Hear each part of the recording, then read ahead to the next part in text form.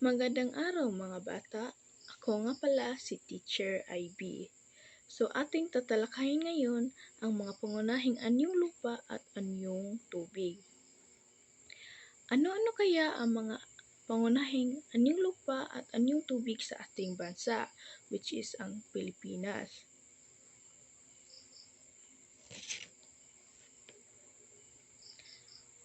Unahin na natin ang mga pangunahing anyong lupa. Unahin na natin ang kapatagan.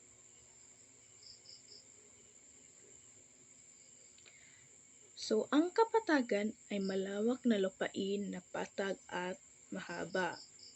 So, angkop ang kapatagan sa pagtatanim ng gulay, mais, at palay.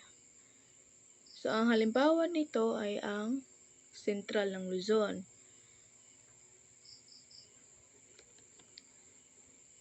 So, makikita natin na ang kapatagan ay hiya sa yaman ng mga pagtatanim ng mga gulay, mga mais, at palay. Dumako naman tayo sa ikalawang anyong lupa, ang bundok. So, ang bundok ang pinakamataas na anyong lupa.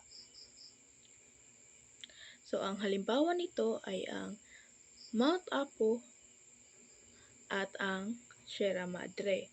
So, ang Mount Apo ay ang pinakamataas na bundok dito sa ating bansa, which is ang Pilipinas. At ang Sierra Madre ay ang pinakamahabang hanay naman ng bundok ng Pilipinas. So, ito ang ating halimbawa ng mga bundok. So, dumako naman tayo sa burol. So, ang burol ay isang mataas na lupa, ngunit mas bababa pa sa bundok at pabilog ang hugis ng itaas. So, ang halimbawa nito ay ang Chocolate Hills na makikita sa lalawigan ng Bicol. So, dumako naman tayo sa burol. So, ang burol ay isang mataas na lupa, ngunit mas bababa pa sa bundok. So, pabilog ang hugis ng itaas nito. So, ang pinakamatanyag nga burol sa bansa ay ang Chocolate Hills.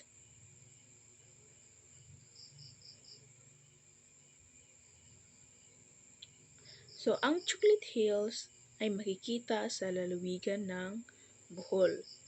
So, ito ang halimbawa ng mga burol.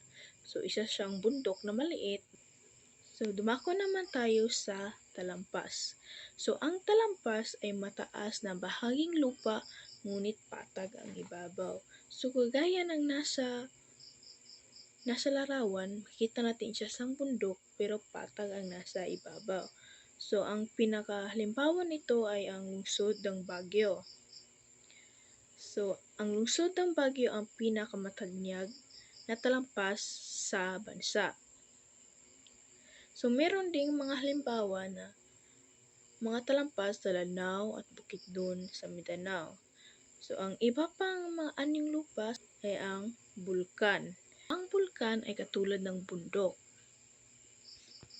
Ang pagkakaiba lamang ay ang bunganga nito sa tuktok nito. So, makikita natin sa larawan na ang isang bulkan ay mayroong bunganga sa tuktok nito. Na may panahon na magiging aktibo ang isang bulkan at ito ay pumuputok ng kumukulong putik, abo, lahar, at mga malalaking bato. So, ibinubuga ng bulkan ang mga kagaya ng mga bulkang Mayon at bulkang Taal. So, ito ang mga anyong lupang bulkan na makikita sa ating bansa. So, ang bulkang Mayon at ang bulkang Taal. Dumako naman tayo sa Lambak. So, ang lambak ay patag na lupa sa pagitan ng mga bundok. So, ang lambak ay pagitan ng mga bundok, gaya ng nasa larawan, isang bundok, din sa pagitan nito, mo ang tinatawag na lambak. So, ang halimbawa nito ay ang lambak ng Cagayan. So, ayun mga bata, ito ang mga anyong lupa na ating makita sa ating bansa. Narito na ang mga kapatagan, bundok, burol, talampas, bulkan, at lambak. Dumako naman tayo sa mga pangunahing anyong tubig sa ating bansa. So, ang Pilipinas ay isang lugar na napipiligiran ng tubig. Kaya naman meron tayong mga iba't ibang anyong tubig sa ating bansa. So, meron ba kayong alam ng mga anyong tubig? So, una nating tatalakayin sa anyong tubig ay ang karagatan. So, ang karagatan ay pinakamalalim na at pinakamalawak at pinakamalaki sa lahat ng anyong tubig. So, ang karagatan ay isa sa mga pinakamalaki at pinakamalalim na anyong tubig. So, ang halimbawa nito ay ang Pasipiko ng karagatan, ang karagatan ng Pasipiko. Sa ikalawa naman ay ang Luok. So, ang Luok ay isang bahagi ng karagatan na nakapaloob sa baybayin nito. So, ang halimbawa nito ay ang baybayin ng Manila o ang Luok ng Maynila.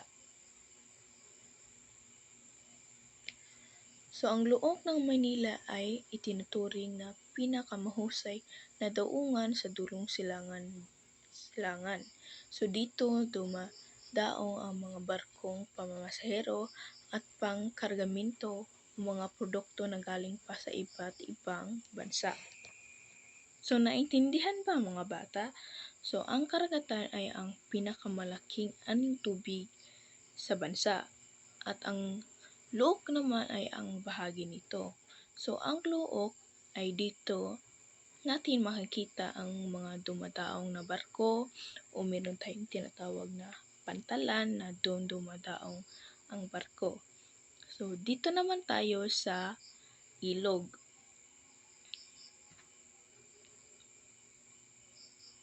So, ang ilog ay mahaba at palikong-likong anyong tubig na tumutuloy sa dagat. So, ang ilog ay mahaba at palikong-likong tubig na tumutuloy sa dagat. So, ang halimbawa nito ay dito sa Aluginsan, Cebu. So, makikita natin ang daloy ng tubig patungo sa dagat. So, ito ang halimbawa ng ilog. Makikita natin ang daloy ng tubig na paliko-liko at patungo siya ng dagat. So, dumako naman tayo sa lawa. So, ang lawa ay isang anyong tubig na halos napipiligiran ng lupa. So, makikita natin sa halimbawa na napapiligiran siya ng lupa at mayroong tubig siya sa gitna. So, ang halimbawa nito ay ang lawa ng Tuburan. So, tinatawag itong blue hole. So, makikita natin na sa anyong tubig na napipiligiran siya ng lupa. So, ang bukal ay tubig na nagmula sa ilalim ng lupa. So, ang tubig ay nanggaling dito ay mainit at mayaman sa mineral. So, sa Ingles, ang bukal ay isang hot spring. So, ang tubig nito ay nanggaling sa ilalim ng lupa, kaya ito ay mainit at ito din ay mayaman sa mineral. So, ang halimbawa nito ay ang bukal ng Katmon, Cebu o Isoy Hot Spring. So, ito ay matatagpuan sa Katmon, Cebu. So,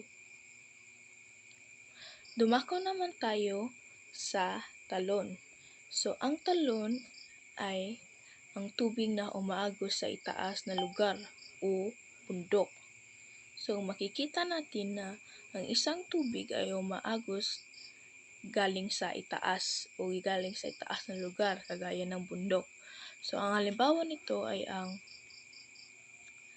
ang talon ng Padjan, Cebu. Tinatawag din itong Kawasan Falls. So, makikita natin kung gaano kaganda kadaloy ang tubig na nanggaling sa ibabaw na lugar. So, ang Kawasan Falls ay makikita sa lalawigan ng Cebu.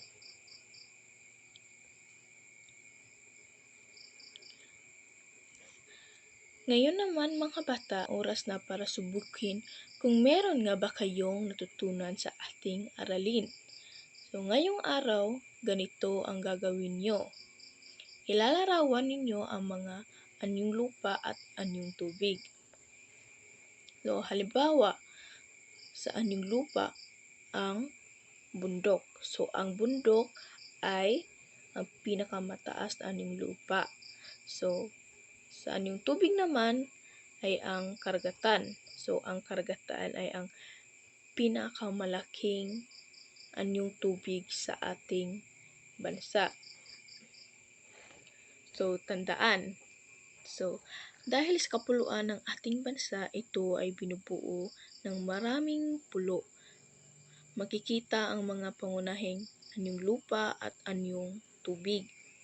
So, tunay nga namang napakaswerte ng mga Pilipino dahil sasagana tayo sa mga anyong lupa at anyong tubig. So, kailangan nating pangalagaan at protektahan ang ating mga anyong lupa at anyong tubig. So, tapos na tayo sa ating aralin. So, maraming salamat mga bata at paalam.